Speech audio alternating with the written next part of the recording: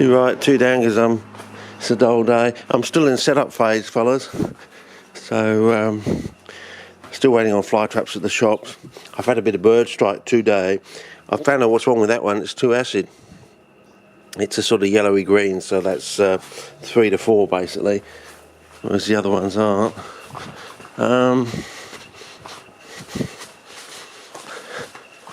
Hopefully they'll have fly traps in before Christmas. They usually do. So probably. So I've had a bit of bird strike, but there's been some disadvantage and advantages. I just got a spot culling on this. Yeah, we're on spot culling. It's pulled this one out. So we can see the bulb, or in quotes, or tube rhizome. It's a rhizome actually. I'm getting into old habits, I suppose. There's a sort of root on there. So anyway, I'll put it back down into the sand sort of thing. But as you can see, the sand's still in there. So been pulled out by a bird. So usually when they're in this sort of stage, they won't survive. So, but we'll give it a chance, give it a go, sort of thing. So bit of birds pecking around and things like that. This is still making a move. So, but what I want to show you today, this one here is still plugging out the leaves. But we've got a few dull days, and the back end of the week's going to be all rain. So, but down here, I've got, see this thing in here. I thought it was just bits falling off the tree, but I had one on this side, and where it was, I've now got these little leaves in there. I don't know if you can see that. In there I've got the leaves. This one, I thought it's just something that's fallen off the tree and got wedged in there. But I thought I had one on that side, but it's not there anymore. It could be some sort of callousing root sort of bizzo that, I don't know. I've never seen it on a fly trap before. Maybe other people have. Maybe people have seen these sort of things in the wild, but it may be a feature of the soil. I don't know. So it may be like it forces the plant to callus, and you get these nice, well, it's a sort of orangey sort of red, so maybe that's why you get your red roots, and then eventually they'll become fawn coloured, like the peat coloured. This one's still, I don't know. There's something a bit odd about them. I don't know. I can't work it out. Anyway, these ones here, I haven't watered them today because what with the weather. We're going to have the back end of the week's going to be wet, so I've just sort of,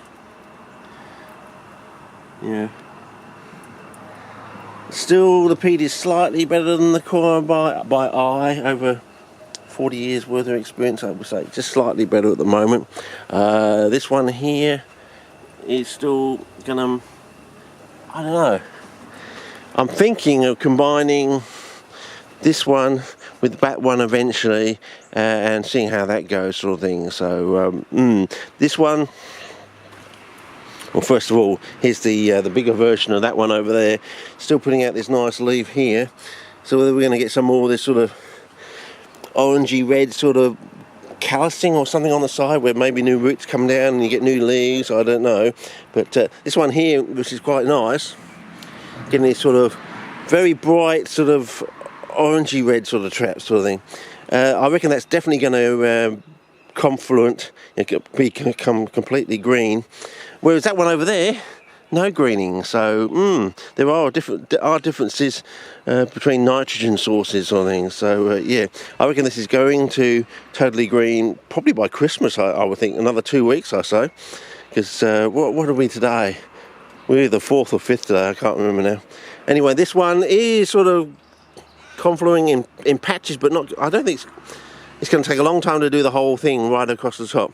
This one's still very slow, but as I said, I need a new fly trap. This one I haven't watered today because it's a bit precarious trying to water these things, and I think I'm just going to let it naturally water itself. But we are getting sort of growth coming out there, new leaf there, the sun's coming out, so interesting. Whereas some of these have died off, or sort of died back or died off on the edge sort of thing, so maybe the candle wax is not the right thing right close to the plant's roots, I don't know.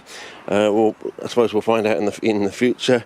But, now the sun's come out on this one, so if I can take in a slow no, it's not going to work, fellas. It's not quite right.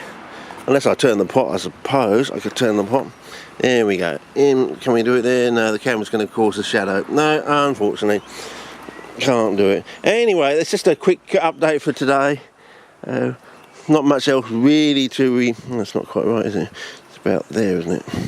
Okay. Nothing from there. I thought we might have something from there, might have greening or something, but no. Probably tells us about that. This one with the second flower stalk. Second flower stalk is starting to get quite thick, so interesting. The cape is, it's almost becoming normal. But this weed, I think the weed is more of an indicator, you know, yeah. There's something not quite, it's good, but it's something not quite right in there. And the zinc ones may be making a move now. But I've noticed with the bubbles, when we're watering in the past, the bubbles have got sort of like the oxide around the bubbles. I think as that diminishes and it slowly, you know, the microbes take their work on the actual oxide and it settles down sort of thing, that's when they start to make a move, I think. This one in here, still getting flowers and still trying to pollinate them. That's the only one that's making a move. The other two, yeah, nothing of much. This one's still quite interesting in there, making some weird sort of stuff, but especially on this side. So I can't remember which side this is. Is this the deep newspaper cellulose sand sort of thing, or is it the other way around? I know it's the opposite of that one basically.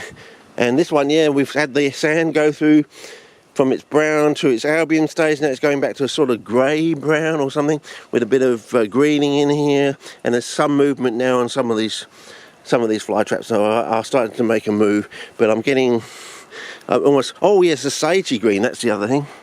Yes, as the bird pulled this thing out, it dug down into some of the sand, and some of the sand here is this sort of sagey sort of colour.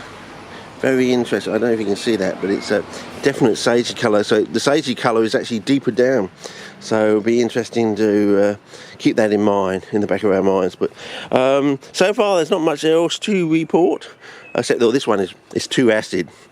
Look at that. That's about 3 to, yeah, lower than, somewhere between 3 and 4, but closer to 3 than 4.